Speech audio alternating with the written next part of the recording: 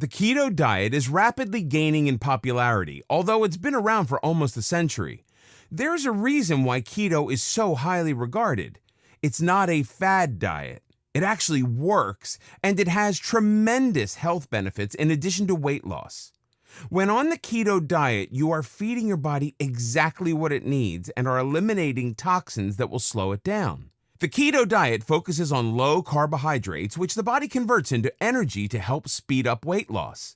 What exactly is the problem with high carbs, and why should you avoid them? They become converted into glucose and insulin. As the insulin enters the bloodstream to process the glucose, it becomes the main source of energy. The body doesn't need fats and begins to store it. Or more accurately, it keeps adding it on. The more glucose in your diet, the less fat is being used.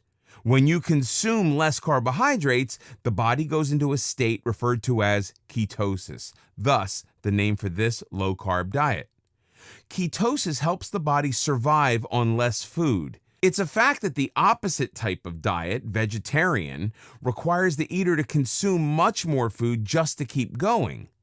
During ketosis, the liver breaks down fats into ketones, which enables the body to use the fat as energy. During a keto diet, we don't starve ourselves of calories. We starve the body of carbohydrates. This makes weight loss easy and natural, but as we will see, the keto diet has many additional benefits. The keto diet is an easy diet, but some people do miss beans and breads. It takes a bit of getting used to, but ultimately, not stuffing yourself with carbohydrates will make you feel good enough that you won't miss the carbs.